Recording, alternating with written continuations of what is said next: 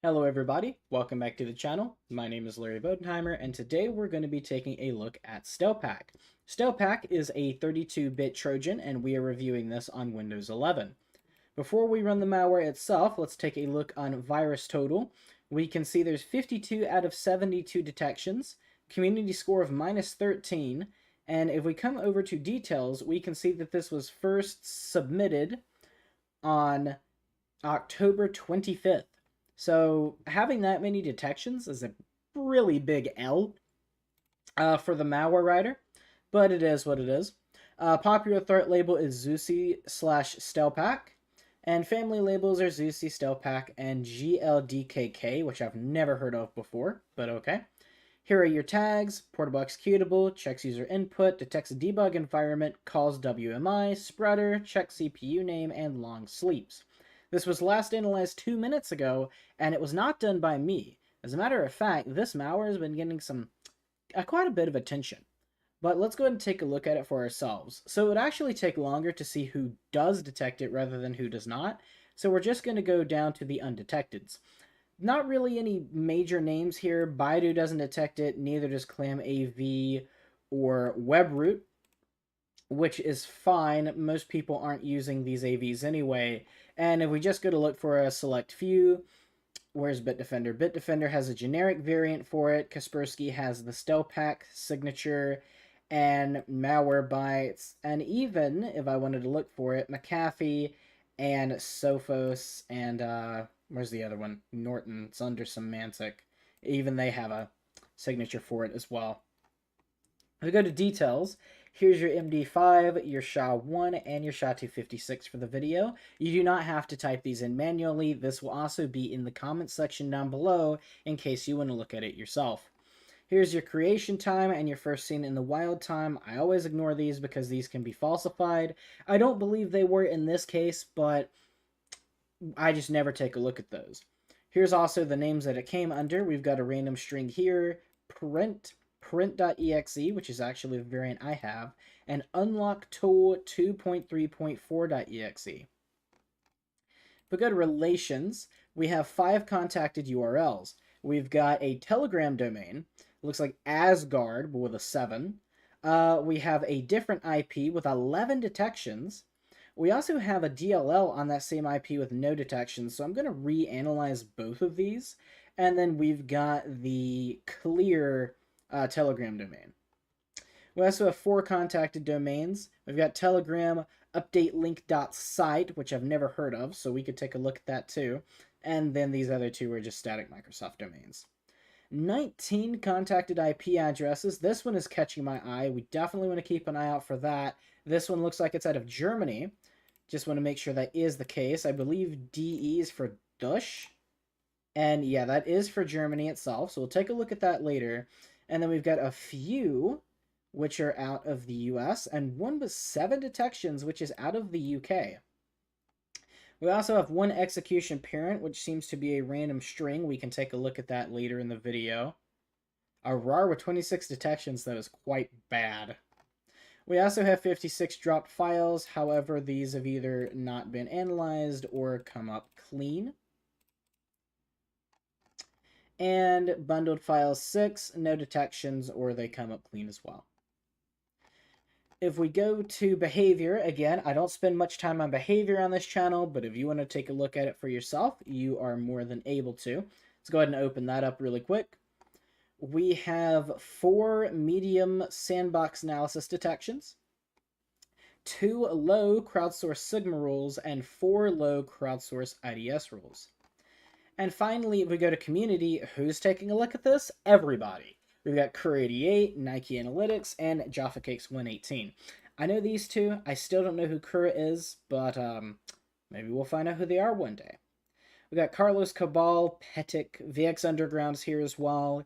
Any Run Sandbox Analysis, VMray, and that's it. But a lot of big names on this one. Kind of a huge L, but it is what it is. Let's go ahead and lower this really quick. Let's show the tools that we have for this video. We have Wireshark, which I will go ahead and restart really quick. We have Process Explorer, Process Monitor, and XUI. So now last thing we'll do is we'll check the properties of this file. I said, well, man, Windows 11 is a joke. Go to properties. And if we go to details, we can see some quite realistic looking values. So it says print utility with 2 spaces, a realistic looking file version, a very realistic looking product name, copyright Microsoft Corporation, all rights reserved. So yeah, you get a thumbs up for that. But if we go to digital signatures, there are no digital signatures, so that immediately would jump out at me. But if you're just somebody that looks at details, maybe a few points there.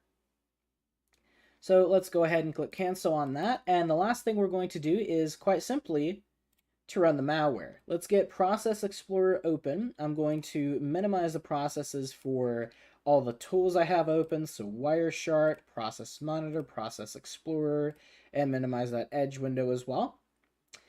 And without any further ado, let us run the malware. Do you want to allow this app from an unknown publisher to make changes to your device? Of course I do. So we'll click yes, and immediately we have print.exe running under Explorer. And if we take a look over here, it runs 2 more processes of itself, and now it's running under it's still running under Explorer, but it says path access is denied.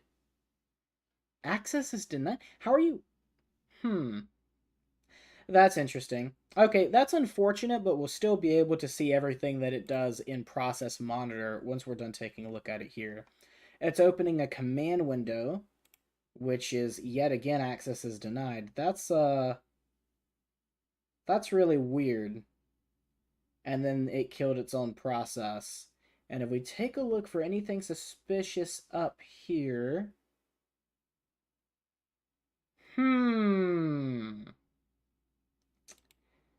You know, that doesn't look like the original service host to me. Error opening process, user access denied. It's very unfortunate. I'm not sure how it's doing that, but okay. But this is almost certainly not the real... I mean, well, not almost certainly. It's definitely not the real service host. 1, it has a different icon, which immediately stuck out to me. But 2, it has no description or company name. So that's fine. Is there anything else like that that's jumping out? These 2 are fine. CTF monitor, audio, shellhost.exe? Okay. That may just have something to do with Windows 11. I'm going to take a look really quick. Got security. Yeah, this is fine. Okay. Just wanted to check that really quick because I'm not too familiar with Windows 11 yet. Alright, and the process did kill itself, so what we're going to do now is we're going to stop this in Wireshark. We're going to save it, and we're going to save it to documents number 1. Let's go ahead and do that, and if we want to pull this up, we'll go to... No, sorry. We'll go to import data, a little rusty on XUI as well. We'll go to documents, and we will open our PCAP. And this will analyze that in the background. Now, the first thing I want to do before we take a look at it in XUI itself, I want to take a look and see if we can't find that IP address, which would be under relations. So we're looking for 116.202.182.67. I automatically see some redirects and 0 windows over here. And I'm not seeing that IP address itself, but I'm seeing a lot of weird stuff going on from a 104. We got some keep alives, we've got some 0 windows. That's very interesting. 104.2.1. If I go to contacted IP addresses, 104.2.1.96.10, but there's no detections. I'm going to open this in a new tab really quick and just see if we can't reanalyze it. So let's hit reanalyze. Said it was last analyzed 27 minutes ago. The page you navigated to does not exist. Well, that doesn't make any sense. I literally just opened it. Okay. Well, that's odd. But there's other ways to figure this out as well, like abuse IPDB, but we'll come back to that. I still want to see if we can find this 116. Tell you what, we'll just narrow it down. I wanted to do a little bit of a scavenger hunt, but apparently that's not going to work. Let's do 67. And no, I don't see any connections to that IP. And I did type it correctly. Okay, do we have any HTTP traffic? We have a little bit, but this looks like it's just certificate authorities for things like Firefox. If I go to this, yeah, it's a GoDaddy domain, which we've seen some weird stuff come out of GoDaddy domains, but I mean here we've got SSL. This looks like a certificate authority to me, and this is the other part of that. And then you've got these OCSP protocols. But I'm not seeing anything else that's really jumping out at me. So we'll go ahead and start a new packet capture. Zooey should be done by now. Indeed it is. We'll go to query pool, and we're going to look for three things. Well, we're going to look for two things. We're going to look for notices, and then we're going to look for 3 different levels of alerts. So we have 280 rows to look through. It's not too many, so let's just take our time on this. We've got an HTTP here, but that's almost certainly certificate authority. Everything that's in here is going to be what we saw on Wireshark. Here we go. We've got a notice here, and this is an invalid server certificate. That's not necessarily suspicious on its own, but here we go. We've got an alert 3. This is the lowest danger level of alert, but still definitely worth taking a look at. And here we go. Yeah, ET-info observed a Telegram domain and TLS. Action was allowed. Okay. And if you're wondering, I did see a comment about this in one of my earlier videos. Just because it's allowed, we're not going to be able to disallow it with Zooey. This just shows the rule that was picked up. So these are mostly like Snort or Zeek intrusion detection system rules. But Zooey has no IDS or IPS of its own. This is just to take a look at events. We do have another notice here. Probably another... Oh, this is something I haven't seen before. Too little traffic. Only observed 0 TCP acknowledgements and was expecting at least 1. Okay. Odd. And we got another alert here, which is Spotify peer-to-peer client. Not suspicious traffic. Interesting. Okay. That's very interesting. But we don't see any other alerts. We don't see an alert 1 that tells us of any suspected async rat or quasar rat domains. So that's fine enough on its own. I doubt you would have captured any more suspicious traffic.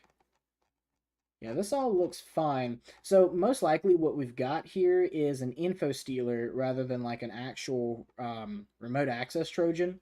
Info stealers are usually one and done kind of things where they take what they can the instant that they're run and then they just kill themselves and don't run again. And if I remember correctly, I don't remember seeing persistence as one of the tags. Yeah, it's not. So this is almost definitely an info stealer. We'll still restart the computer to see if it's persistent, but I kind of doubt it is in this case. Next thing we'll do is we'll take a look in process monitor. So the first thing we're going to do is we're going to copy, well actually I can just type that. We're going to do 2 filters. The first one is going to be operation is create file. And then we're also going to do process name is print.exe. Hopefully it did not delete those other files that it dropped. But if it did, unfortunate. Let's go ahead and click apply. And this runs really quick because there's only 4 million events. All right, and we have 9,000 events to filter through. This is unusual. That's a lot. So I'm mostly going to look for the ones that just say name not found. So immediately we've got mickeyt.ic. That's an icon file, and it was immediately deleted. Let's go ahead and maximize this as well. And we can cancel that. I want to expand the path directory. And its prefetch was deleted, unfortunately. Okay, so I'm going to keep an eye out for these name not found ones, because that means they were both created and then deleted later. So we got a lot from this mickeyt.ico. You know what? I'm going to look that up really quick, because I don't know what that is. mickeyt.ico. Is that really just a Mickey Mouse icon? That's interesting. Oh, wait a minute. Mickey T, caprylic acid. Okay, I don't know what any of that is. Let's go ahead and lower that and go back to this. I mean, it was just an icon, but I wanted to see if it was associated with anything else. We have a ton of delays.temp. So you know what? I want to copy that. Let's go back to filter, and then I want path is not, and try that and see if that removes a bunch of these events. And not as many as I thought, but that does narrow things down a little bit. Let's close that again. We've got some .mun files. We got some DLLs that we're very familiar with. So not anything outside of the ordinary so far. We got named collisions, which can mostly be ignored. Name not found, more of those DLLs.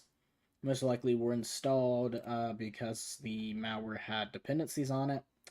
Got some metadata pulls. That's fine. Here we go. So it looks like it's looking for specific browsers.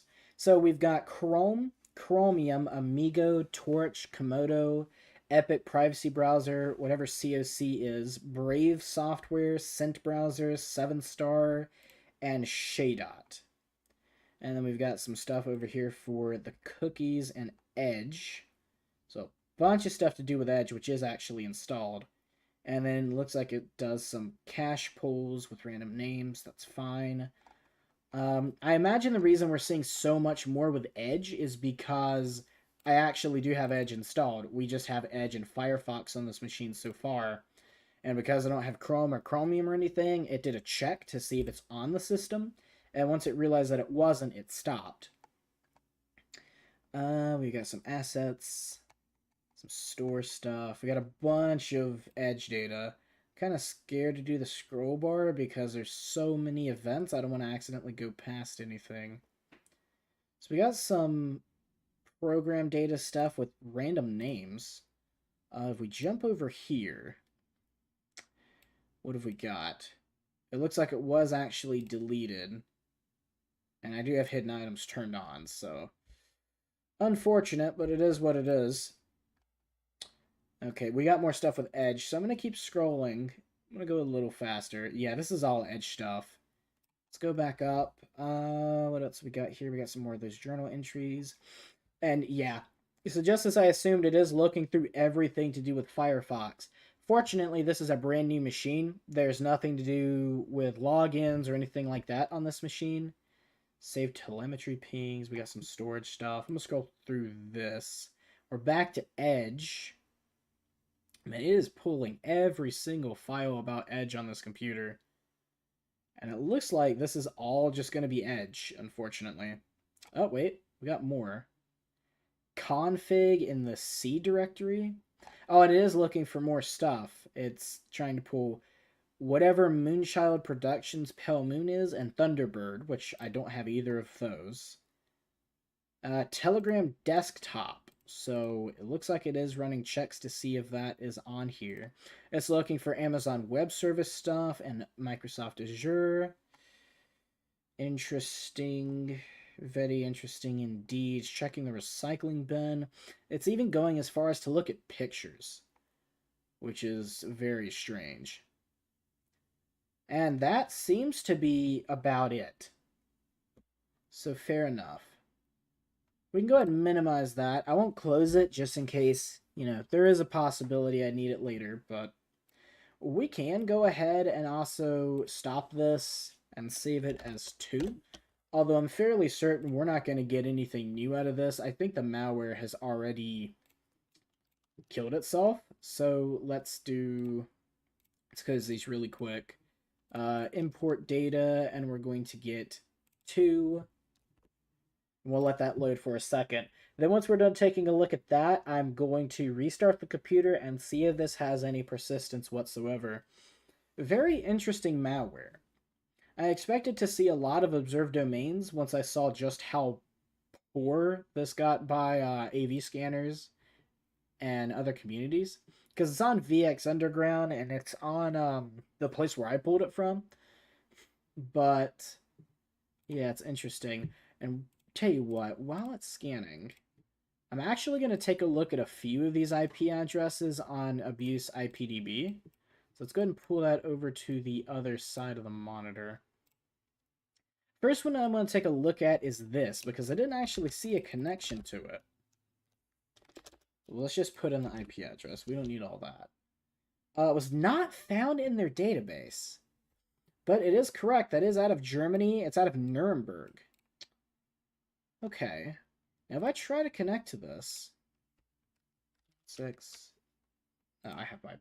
No, I'm not turned off. 116.202.182.67. I'm sure I'm not going to get a connection, or it'll show like connection refused or something like that, but it is what it is. We'd have a few others as well. We've got that Telegram domain, which I'm not touching Telegram with a 10-foot pole, but it is there. Yeah, it's the same IP. I'd like to take a look at this one as well. It has 7 detections out of Great Britain. So let's try that. That's the one I just copied. Yeah, it is. It was found in the database, reported 168 times, and it's actually Telegram ISP. So we're looking at port scans, brute force, web bots, and web app attacks. Hacking, email spam, phishing. Yeah, we've got a bunch of stuff for that. Request takedown. If this is your IP, you may request to take down any associated reports. Okay, that's a little ridiculous that you could even do that. This is not going to connect for us, which is unfortunate, but it is what it is. We could at least try to do this and see if it downloads anything. I said we could at least try to copy this and see if it downloads anything. Okay, this is ridiculous. Copy. And no, it's not even pulling the file off of that server.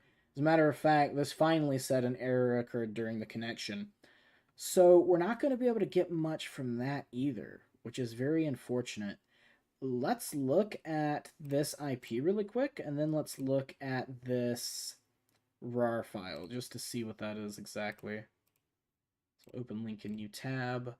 Criminal IP, GData, malware URL, and Viper are detecting it. Bunch of community votes, which is interesting. It's best to completely close the website and application, and they won't clean it up. They'll clean it up, etc., and block it completely. And damn, after all, they won't buy protection and add cybersecurity. Oh, it's Telegram. Okay, it's a Telegram API host. Fair enough. Telegram Messenger, yeah. Okay. Yeah, and both of these are saying that it can't be connected to. As a matter of fact, is this down? It is possible that this is actually just forward.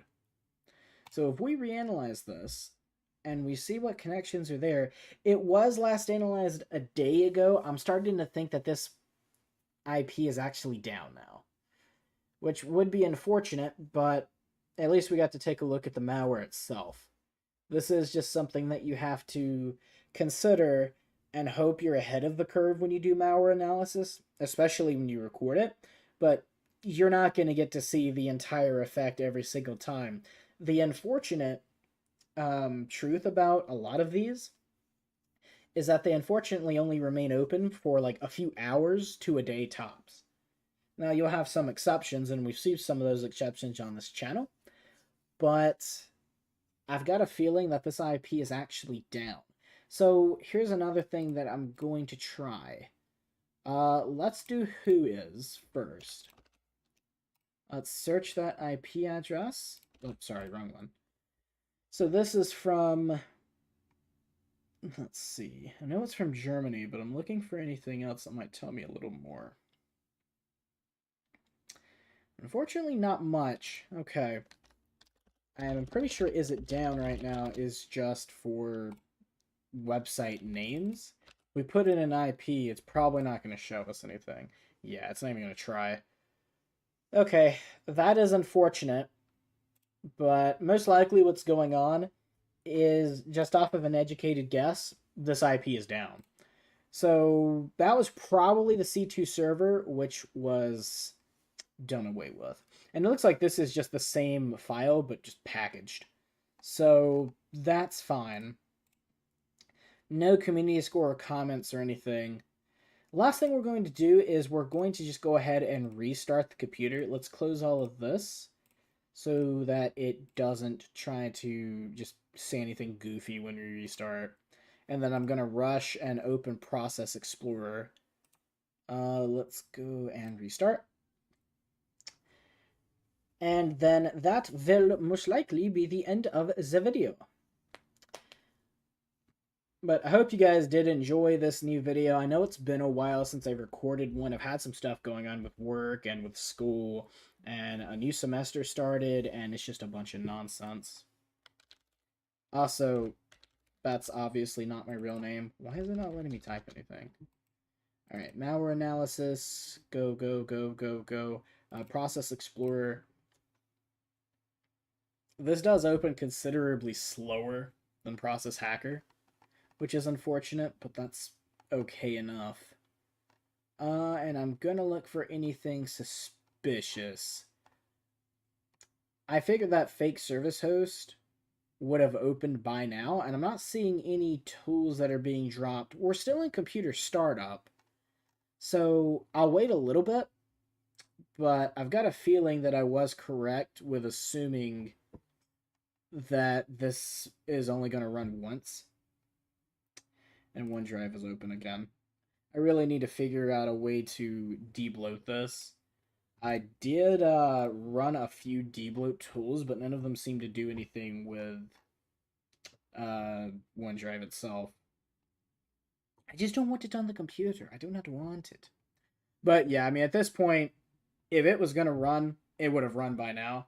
So that is going to be it for Stelpak. I hope you guys did enjoy this video. If you guys are new to the channel, please make sure to leave a like and a comment in the comment section down below, letting me know if there's something I didn't do that you want to see in future videos.